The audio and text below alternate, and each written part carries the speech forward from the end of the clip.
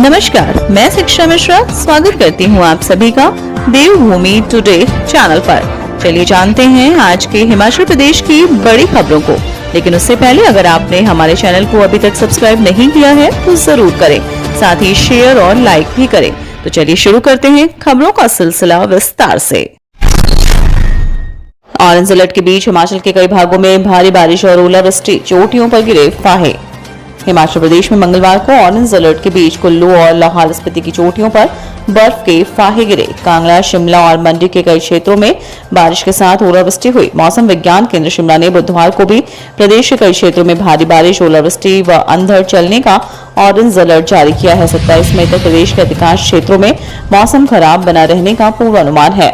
प्रदेश में बदले मौसम के मिजाज से बीते 2 दिनों से पड़ रही गर्मी से लोगों को कुछ राहत मिली है। मौसम विभाग के अनुसार भारी बारिश, ओलावृष्टि व अंधड़ चलने से भूस्खलन, खड़ी फसलों, फलों के पौधों और नई पौध को नुकसान हो सकता है। हवा की गति में भी 30 से 40 किलोमीटर की रफ्तार होने का पूर्वानुमान है। संबंधित विभागों की ओर से जारी दिशा निर्देशों का पालन करने के लिए कहा गया है। ओलावृष्टि और तेज हवाएं चलने से हिमाचल प्रदेश में सेब बागवानी को भी नुकसान हो सकता है। पीएमजीएसवाई फेज 3 में अब नई तकनीक से बनेंगी सड़कें। शिमला में इंजीनियरों ने किया मंथन। प्रधानमंत्री ग्रामीण सड़क योजना फेज 3 के तहत अब हिमाचल में पुरानी सड़कों को नई तकनीक से बनाया जाएगा। इसको लेकर शिमला के पीटर हॉफ में इंजीनियर्स का 1 दिवसीय सम्मेलन हुआ। इसमें इंजीनियर्स को नई तकनीक के बारे में जानकारी दी गई। ग्रामीण विकास मंत्रालय, भारत सरकार के अतिरिक्त सचिव डॉक्टर आशीष गोयल ने मुख्य अतिथि के रूप में शिरकत की। इस अवसर पर हिमाचल, उत्तर प्रदेश सहित अन्य राज्यों के करीब 200 इंजीनियर्स उपस्थित रहे। इंजीनियरों का बताया गया है कि इन सड़कों को मशीन से उखाड़ने के बाद सालों पुराने गटके को निकालकर नए सिरे से बिछाया जाएगा। पहले लेयर के बाद सीमेंट और स्टेबलाइजर मिलाकर बिछाया जाना है। सड़क के टॉप पर ब्लैक टॉप के सेमी लेयर बिछाई जाएगी। हिमाचल में पहली बार यह तकनीक अपनाई जा रही है। घुमारवीं के शुभम धीमान ने 5वें प्रयास में पास की यूपीएससी परीक्षा। राज्य कर एवं आबकारी विभाग नाहन में ईटीओ के पद पर तैनात शुभम धीमान ने यूपीएससी की परीक्षा उत्तीर्ण कर हिमाचल का मान बढ़ाया। उन्होंने 5वें प्रयास में देश की सबसे कठिन परीक्षा पास की है। इससे पहले भी वह प्राथमिक परीक्षा उत्तीर्ण कर चुके हैं। पहली बार वह मेंस और इंटरव्यू तक पहुंचे और 800वें रैंक पर रहे। मूल रूप से जिला बिलासपुर के घुमारवीं के रहने वाले शुभम धीमान 27 मई 2019 से राज्य कर एवं आबकारी विभाग में सेवाएं दे रहे हैं। इससे पहले वह एसबीआई में पीओ के पद पर भी सेवाएं दे चुके हैं।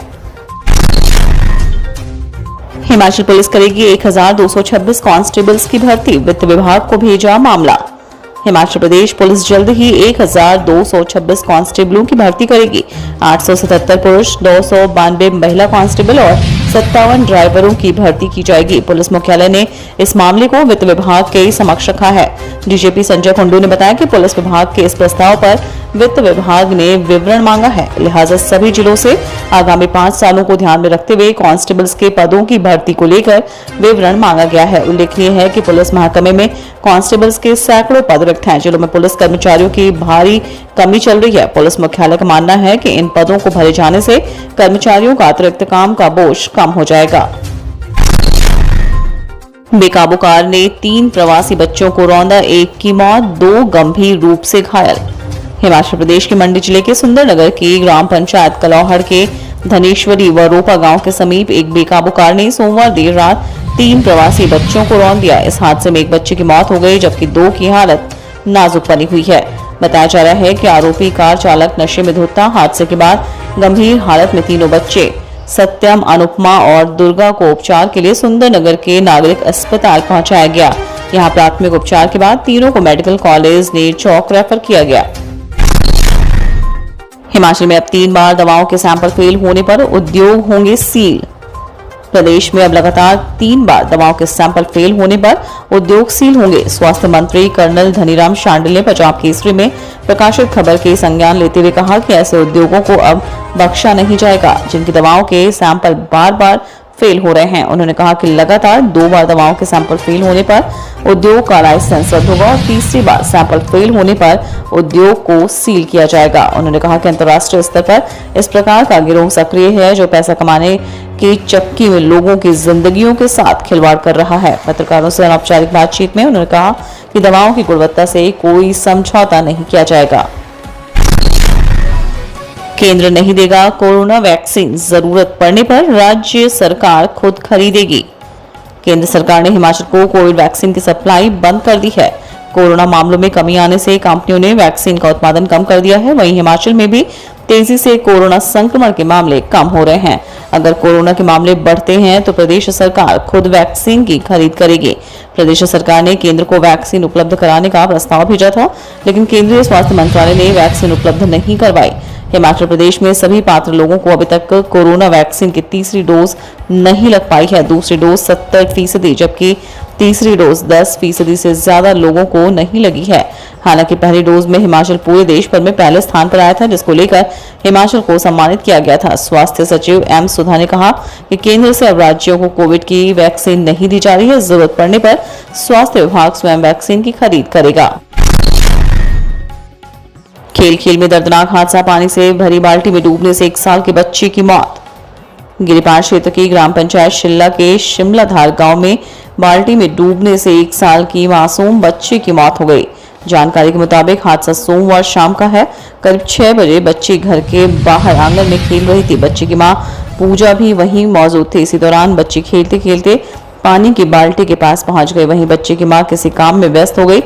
बच्ची बाल्टी के पास खड़े होकर पानी से खेलने की कोशिश करने लगी तो अचानक उसका संतुलन बिगड़ गया और वह बाल्टी में गिर गई। ये इतनी जल्दी हुआ कि मां को भी भनक नहीं लगी। कुछ ही देर में पानी में दम घुटने से मासूम की मौत हो गई। परिजन जब तक कुछ समझ पाते तब तक अनहोनी हो चुकी थी। शिमला पंचायत की प्रधान बिंबा देवी ने बताया कि बच्ची की पानी की बाल्टी में गिरने से मौत हो गई। बच्चे की उम्र 1 साल 2 महीने थी। स्नातक अंतिम वर्ष की परीक्षाओं में बैठे विद्यार्थियों की उत्तर पुस्तिकाओं का मूल्यांकन कार्य शुरू। स्नातक अंतिम वर्ष की परीक्षाओं में बैठे विद्यार्थियों की उत्तर पुस्तिकाओं का मूल्यांकन कार्य शुरू हो गया है। मूल्यांकन कार्य के पहले दिन हालांकि कम उत्तर पुस्तिकाओं का मूल्यांकन हुआ। मूल्यांकन कार्य के लिए ड्यूटी पर तैनात शिक्षकों की परीक्षा केंद्रों में ड्यूटी होने के चलते मंगलवार को उत्तर पुस्तिकाओं का मूल्यांकन कम संख्या में हुआ। मूल्यांकन कार्य आगामी 2 सप्ताह में पूरा हो जाएगा। इसके बाद परिणाम घोषित करने की प्रक्रिया शुरू होगी। क्लास 3 भर्तियों से हटेगा OMR सिस्टम। नई भर्ती एजेंसी में कंप्यूटर बेस्ड टेस्ट की तैयारी। हिमाचल सरकार में तृतीय श्रेणी यानी क्लास 3 की भर्ती परीक्षाओं के लिए अब ऑप्टिकल मार्क रिकॉग्निशन यानी OMR सिस्टम खत्म हो सकता है। पूर्व IAS अधिकारी दीपक सानन की अध्यक्षता में बनाई गई कमेटी OMR सिस्टम के पक्ष में नहीं है। इस कमेटी ने मंगलवार को हुई अपनी दूसरी बैठक में OMR सिस्टम की जगह कंप्यूटर बेस्ड टेस्ट यानी CBT सिस्टम को लागू करने पर चर्चा की। कमेटी की रिपोर्ट में भी इस सिफारिश को जोड़ा जाएगा। इस कमेटी की दूसरी बैठक सूचना प्रौद्योगिकी निदेशालय में मंगलवार को हुई। इसमें 3 अन्य मेंबर भी शामिल हुए। इनमें पूर्व IFS अधिकारी Ajay Kumar, Indian coast guard के पूर्व अफसर देवराज शर्मा के अलावा निदेशक IT मुकेश रपसवाल भी शामिल थे। इससे पहले हुई बैठक में तीनों सदस्यों की भर्ती एजेंसी के प्रारूप तैयार करने के लिए कुछ काम दिया गया था। आज हुई बैठक में बाहरी राज्यों और भारत सरकार में भर्ती परीक्षाओं के प्रारूप को लेकर जानकारी रखी गई। बैठक में भारत सरकार के स्टाफ सिलेक्शन कमीशन के ड्राफ्ट पर भी चर्चा हुई, जिसे हिमाचल की जरूरत के हिसाब से सही पाया गया। तो ये थी आज के हिमाचल प्रदेश की प्रमुख खबरें। अगर वीडियो आपको पसंद आई हो तो लाइक, शेयर और सब्सक्राइब जरूर करें। धन्यवाद।